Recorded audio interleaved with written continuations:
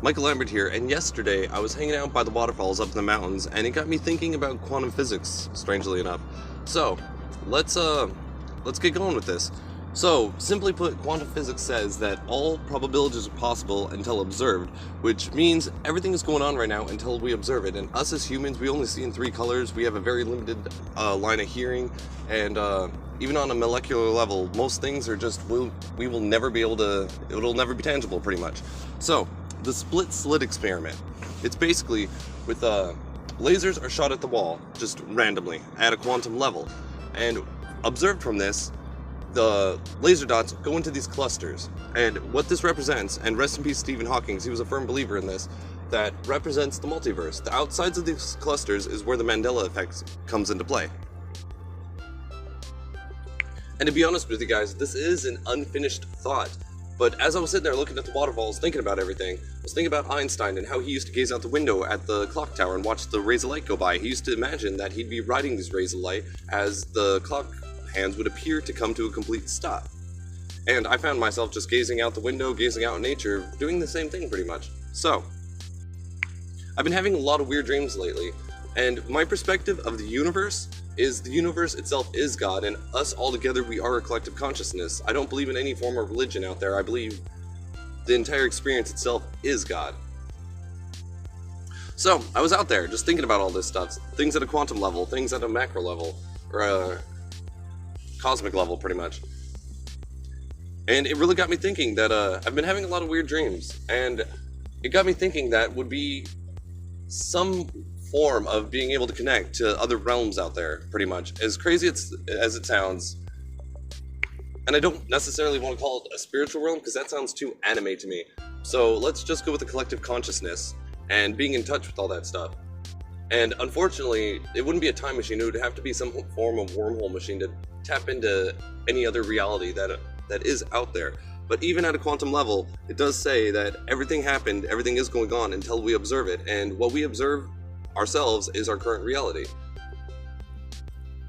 And like I said, this is a pretty unfinished thought, but I got very deep in thought about it just hanging out there in nature. So I did want to do a little recording about it and expand on this thought in I guess the coming years. So anyways, Michael Lambert here. I hope you guys have a great day, and I'll see you all soon.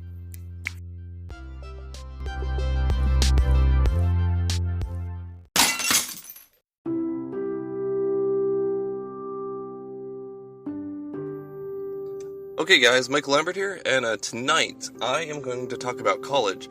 Some of us are pretty privileged. We went to college and we got out just fine. No issues there. Other ones of us, we really wanted to go, but life just kept getting in the way pretty much, and that is life. So, anyways, I'm here to help you, and because I discovered something a couple years ago actually, that first of all, before I get into the details with this, you need to be self-disciplined. And you need to know how to teach yourself. And that's pretty much the simplest way to put it. So, anyways, let's move on.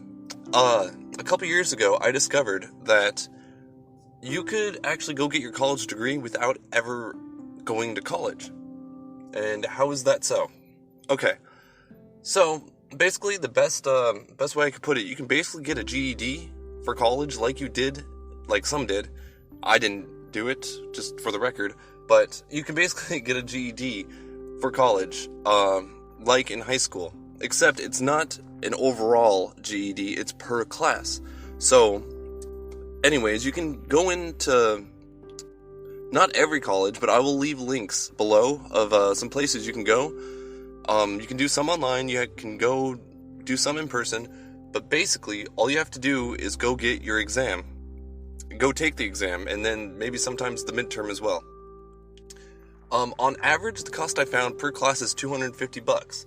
So, if you can study like English 101 and you have $250 laying around, you can go take the exam and pass, and then boom, you get that credit.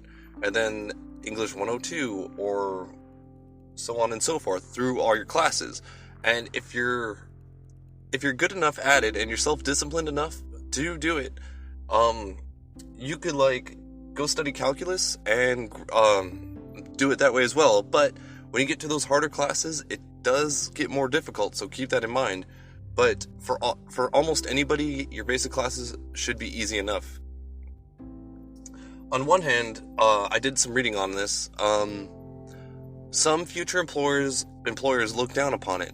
So at the same time, in my opinion, I think it looks really good that you're self-disciplined enough that you taught yourself all this knowledge to get your degree to go better yourself. I think it's a fantastic idea, me personally, but not everyone feels that way, so during your interviews, you're really going to have to sell yourself. Keep that in mind. Prepare a good speech. But anyways, that's pretty much the rundown of this college GEDs pretty much. So I'll leave links below in the description, and it's a great alternative. So I hope everyone is enjoying their day, their evening, wherever you are, and I hope this helped you out, gave you a little insight on some alternate routes you can take in life. So have a good night, and Michael Lambert here. Take care. Okay, guys, so I left a little bit of information out on the first one, so this is part 2, a little follow-up on some things I left out. If you're pursuing a business degree, an accounting degree, stuff of that nature where you just need to study, get your book smarts, and get your degree to go get your job, yes, it's easy enough. Where it can get complicated, though, is if you're pursuing an art degree, or if you're pursuing some form of science degree, something where you need lab or studio time to go get your degree, so many hours in that situation. And that's the part that I wanted to bring up. You could still go and get all your basics out of the way. Your English 101, your history classes, yada yada yada. But if you're pursuing a degree like engineering or something where you need that lab time, or a fine arts degree where you need that studio time, animators, engineers, anything of that nature, medical degrees, this will not fully help you, but you can get your basics out of the way, basically get up to your associates before anything after that. So it can get you somewhere regardless. And there. Anyways, Michael Lambert here, and have a good night, everybody.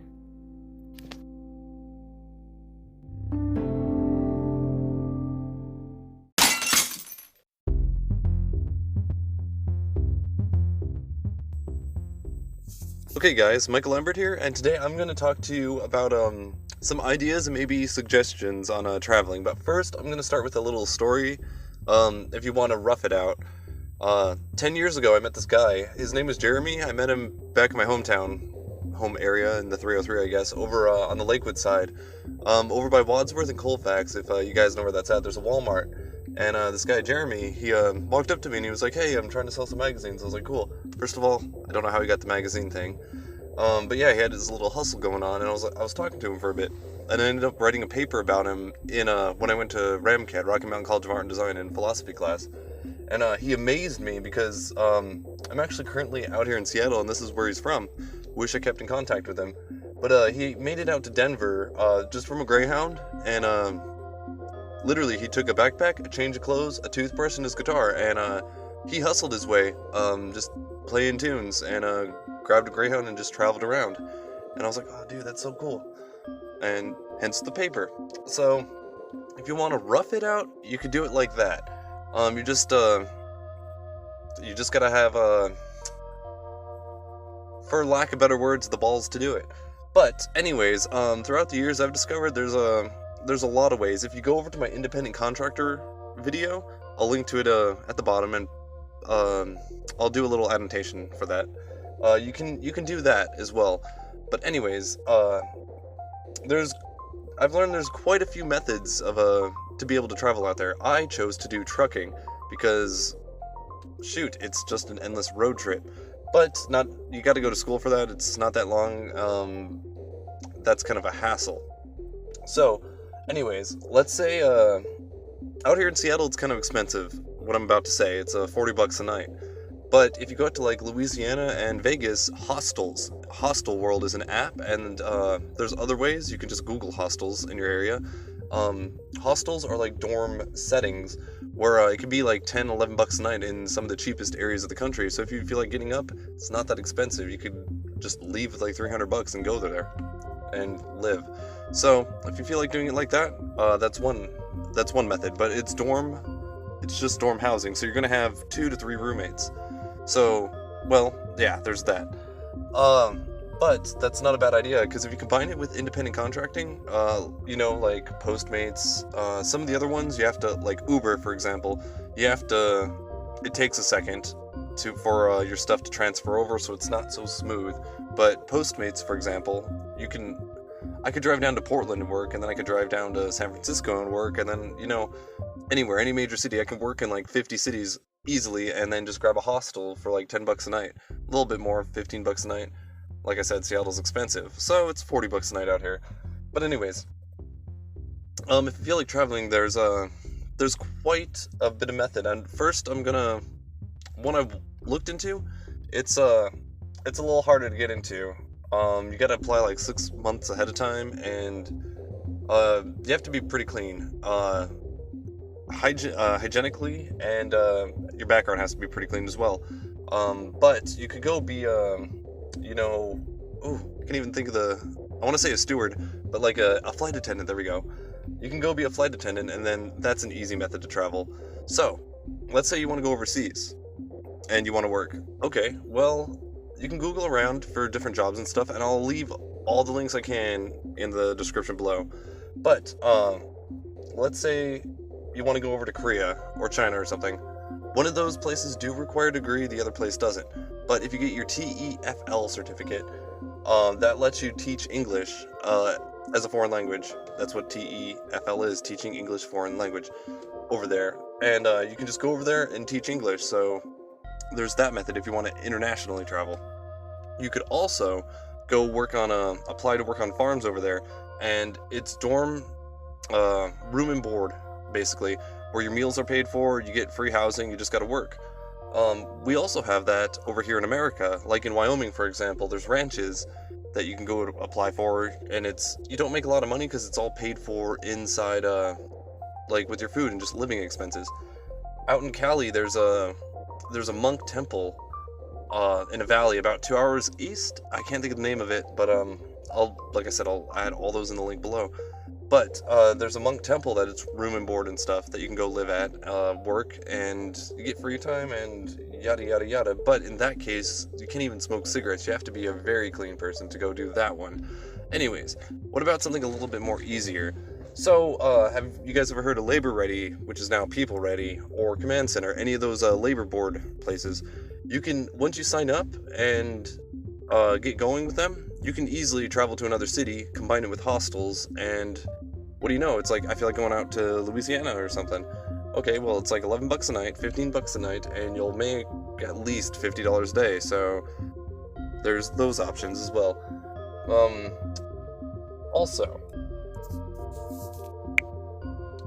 So, let's get to the good stuff, the easier stuff. Out in Estes Park, there's a little cafe that will pay for your room and board, and all you do is work in a cafe. It is minimum wage, but you get free room and board, so it's not really minimum wage if you think about it. So, anyways, if you find jobs like that, basically Google around. You can go to coolworks.com, because I found a whole bunch of them there, but that's not the only place you can go to find this stuff. But anyways, like Indeed.com, if you look for room and board jobs, you'll find these types of things. You could go be a deckhand, go live on a boat. There's room and board right there. You travel around and you're on a boat, and you actually make really good money doing that. So, those are a few options. But my favorite one, and we haven't even got to that yet, isn't that funny?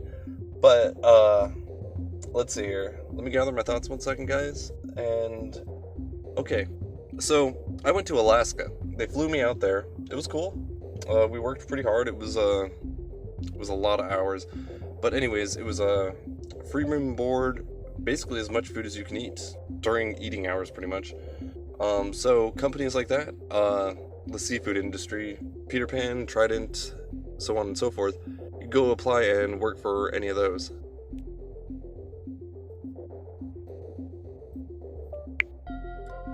Some of those are year-round, so you can just hop up and just go do that year-round, which is cool. Another option is you could do it seasonally, and I did a summer one, so I was actually looking at things. I was like, okay, what if I do that every summer? What could I do during the winter? Guess what? There's ski season.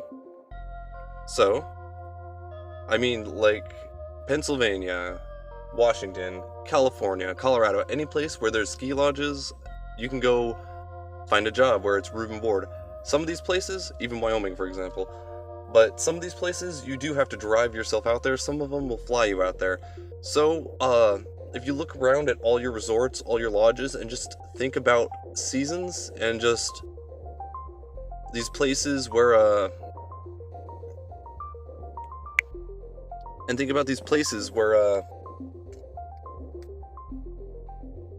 it's not like there's a city there, but there's like tourism activities going on there.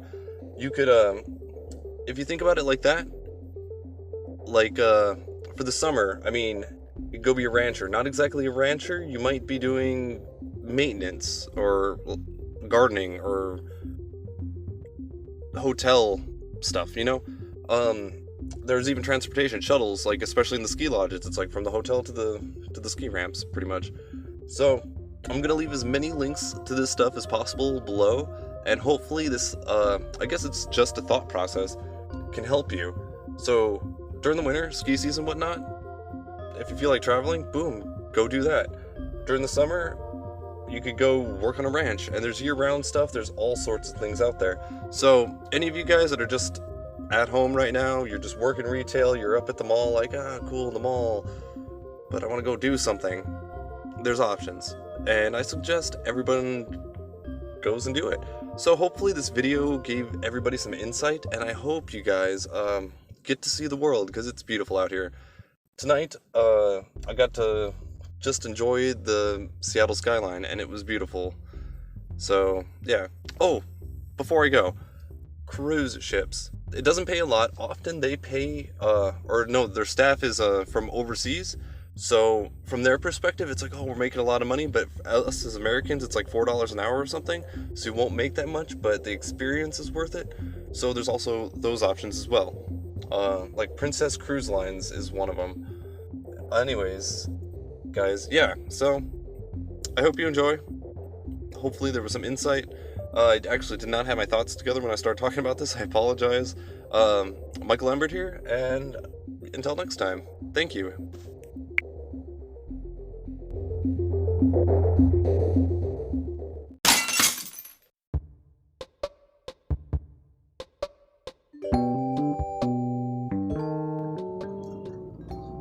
Okay, so Michael Lambert here, and I want to talk about what I believe in a religious, or I guess a religion aspect of things. And, well, despite I carry myself as an artist, well, my belief system actually comes from a scientific nature. And, well, here we go. Let's start with a little history lesson. I was raised as a Protestant, Presbyterian, a Christian. And, well, as I grew up, I've learned a lot of things. Well, although I'm, off the top of my head, I do got the dates wrong, the Bible and Christianity was not put together for about 100 years, 140 years after Christ. So, with that being said, none of those, it wasn't put together, and it's not even why Jesus was here. Even a rabbi himself said that Jesus did not come to start another religion, he came to fulfill prophecies. So, let's go from there. I've learned a lot since then. First of all, well, who the heck is Horus?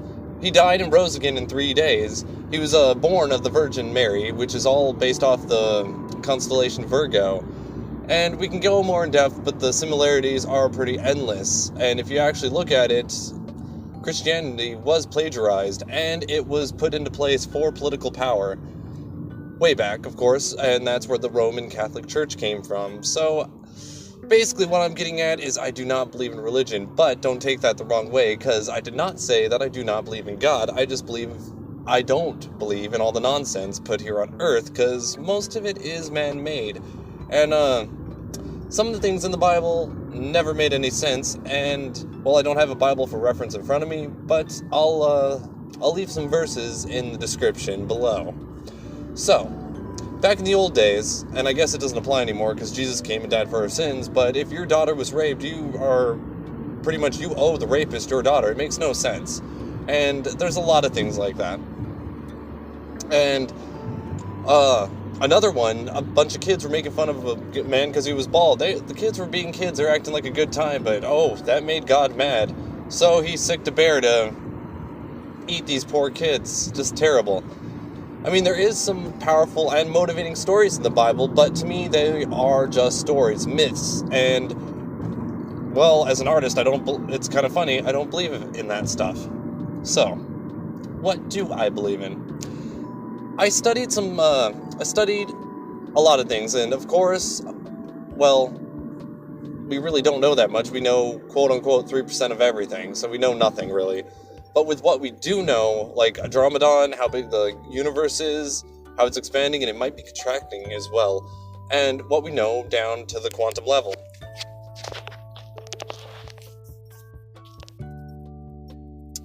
So, on the quantum level, quantum physics, quantum mechanics, quantum computing, quantum computers, Google has one of those, we're going to have some breakthroughs. Basically, in the quantum world, simply put it, all possibilities are probable until observed. So, what that means is all the outcomes are going on right now until observed, and that collapses into our reality. If we take the split-slit experiment and bring that together with those theories, what do we have? The split-slit experiment shoots out a bunch of random laser dots on the wall, and if you look at it, it actually forms a pattern. There's a couple thick ones, and then there's some spaces between the thick areas to thinner areas. And how I view that is that's the collapse of the universe and the observable universe. Okay? But there's multiple strings of this that seem to, like I said, it makes a pattern. You're going to have to look at a visual, and I guess I'll toss one up in this video, or at least in the description below, because this is more of a podcast. But, so, if you're looking at the split-slit experiment, there's multiple areas where all the lines, not the lines, but the laser dots, I can't think of the word, but they all come together. And, I can't think of a good word for it. Anyways, they come together in bunches, pretty much. Like, they bunch together here, they bunch together there, they bunch together there, and then they space out between each other, which, what does that mean? Is that where the dark matter is? Is it in between these? We're not sure, because we can't really observe dark matter. Okay. But,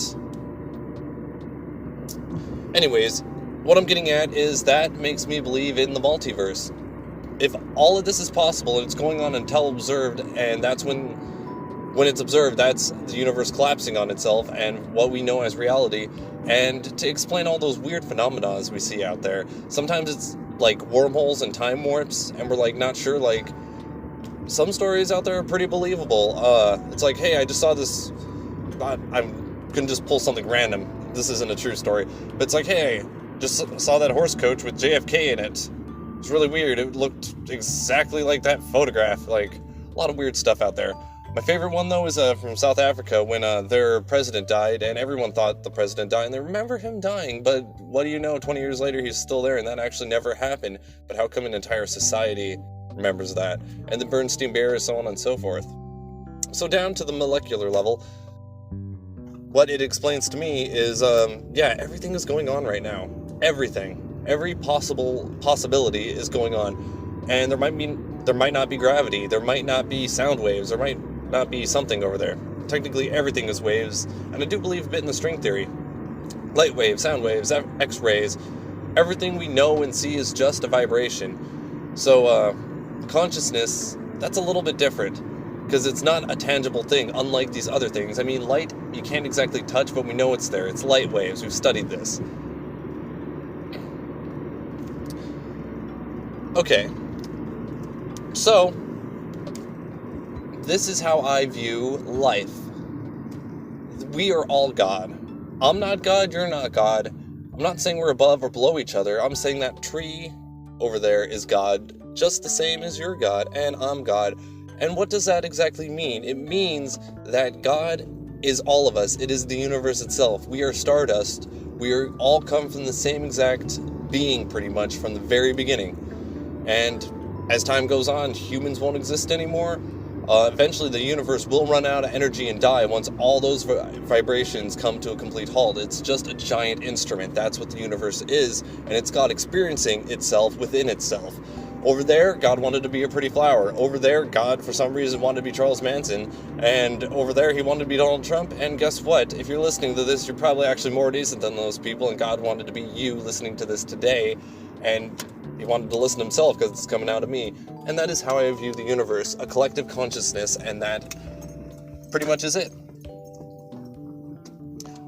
So, that's kind of a rundown. I got a lot more thoughts on this, so if you'd like a more deep version, more elaborate version, or go into depth about any of these, please let me know, and I'll be sure to do follow-up videos. Thank you guys. Michael Lambert here, and I hope you guys have a great night. Thank you.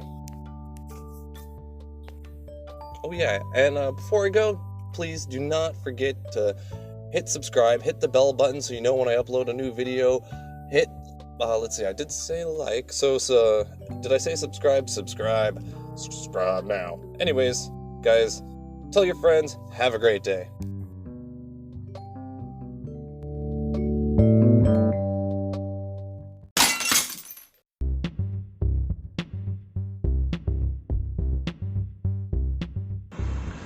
Michael Lambert here, and tonight I'm going to talk to you guys about getting your CDL, but I have a few stories before we get into that.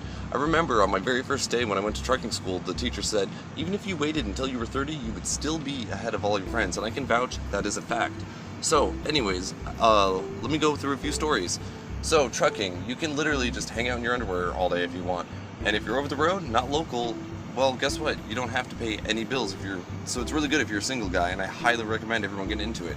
And with trucking, I've money-wise, when you start out, I first made $600, then I made $800, then I made $900, but nowadays I make at least $1,000 minimum. Average is probably 12 to 17, but if you're with a good company, you're looking at like 17 to 2,500 a week. So there's a lot of good money in there, and you constantly travel. I've been literally everywhere besides Hawaii and Maine, so it's a great industry to get into.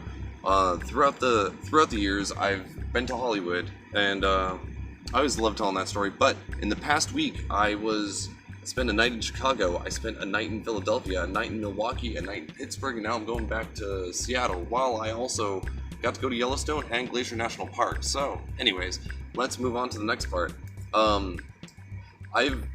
I got to gamble in like 14 different states out here, and I lost count. It might be at least 16 by now, and that's one of my things that I do out here. And while you go to these cities, like I've been to the Atlanta Zoo, I've been to the zoo in Albuquerque, I've been to hundreds of malls out here. So you constantly travel and live out a dream while you're doing it. But I gotta say, Kansas sucks. Kansas sucks because it's flat, boring, and you drive in a straight line for 400 miles and you just fight to stay awake. Otherwise, you just get to check out beautiful places all day long.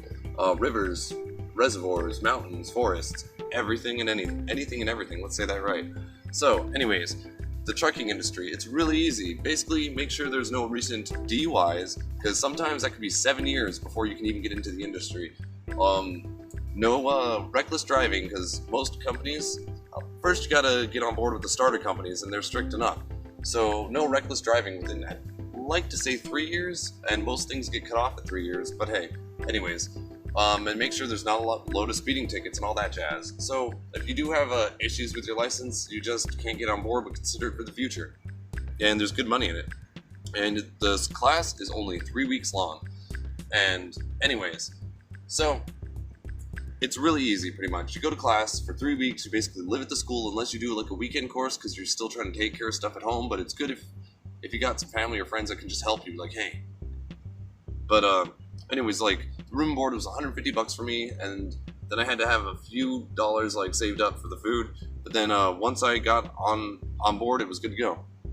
And the class, basically, the class is boring. For a week straight, all you do is drive forward, drive backwards, drive forward, drive backwards, drive forward, drive backwards, and I mean in a parking lot, nothing else. You're not even turning the thing. And then from there, the second week you learn how to slowly back, and then in the third week you actually start learning how to maneuver the trailer. But you don't actually learn what you're doing until you're out here on the road, and that's where the real experience begins.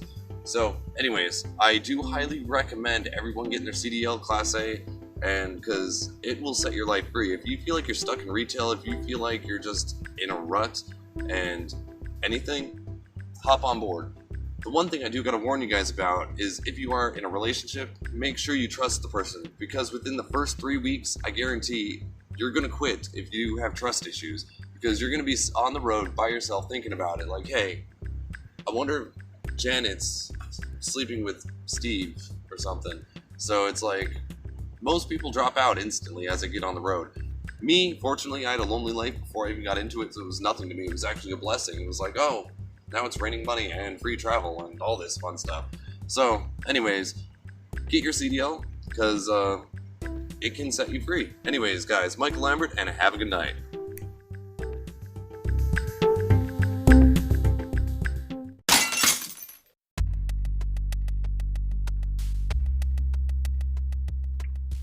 Okay guys, Michael Lambert here, and today I'm going to help all my musician friends, all my singers, all the bands out there that are still using SoundCloud and YouTube to promote their music. So, Root Note, or Route Note, that is where you want to upload your music. All you really got to do is upload your MP3s at a 320 kilobytes per second, you would not want to go any lower than that, and get an album image 14 by 25, 14 by 25. And from there, just upload your music, and you can select what networks. I always do all networks and all locations across the globe. Your stuff's going to be out there on Amazon, iTunes, Spotify, Shazam, Groove, Google, Rhapsody, all of them. All the major ones, at least. So that is definitely the route you want to go, because there's no upfront charge, and you can just start putting your music out there and start making your money, and it's well worth it. It's well worth it, guys. So if you're not on Root Note or Route Note and you're still forking out 10 to 40 bucks to get an album out on CD Baby, just don't do that. Go over to Route Note. Okay, guys, Michael Lambert here, and hope you guys have a great day.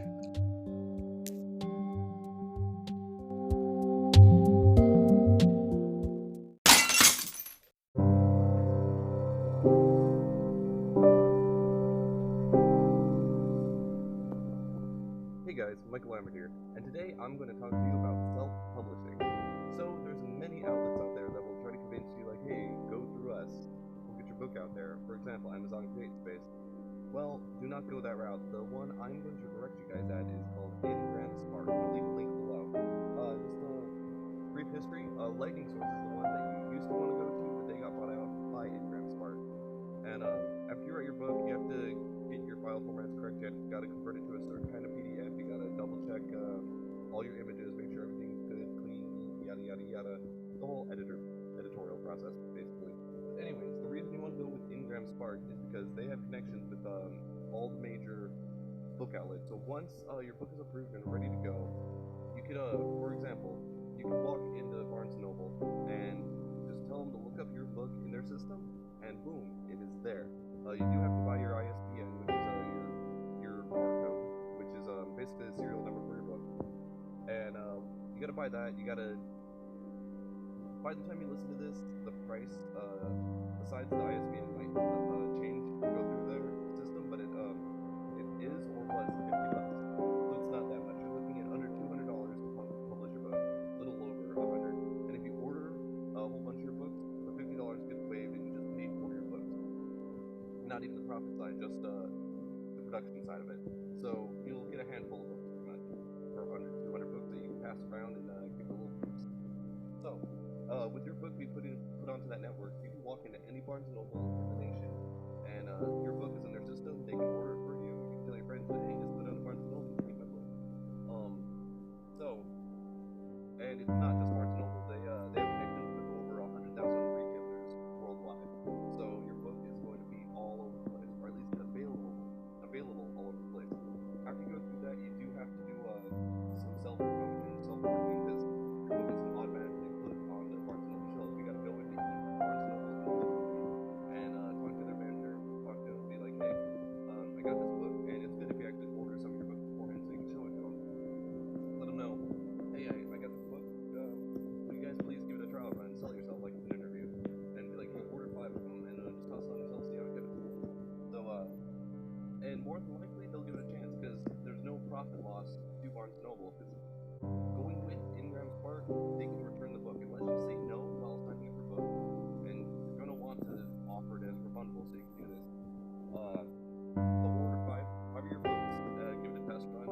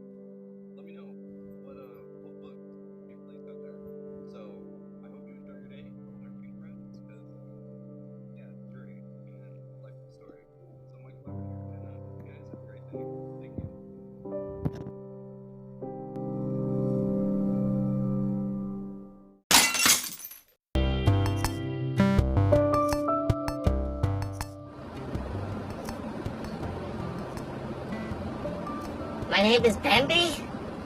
Have you seen my bod? My eyes are too big. Can't see, can't make a joke. Oh my guys. I can't believe it. Someone stole my turnips.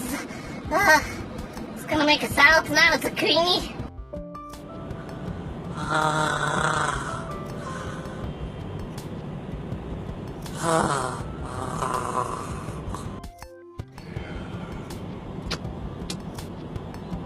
Going to Vegas.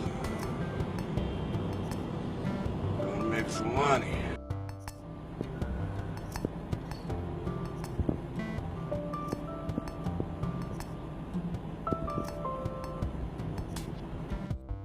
Why do I look so hideous?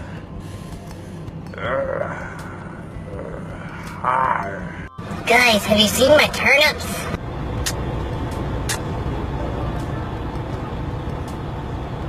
Turnips. Yeah.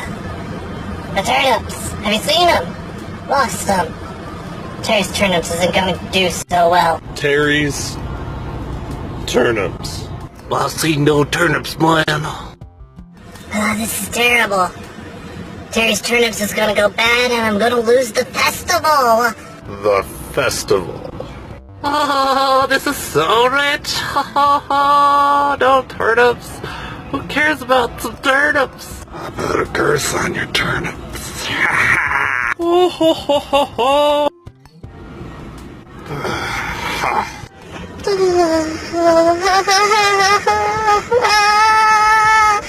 My turnips.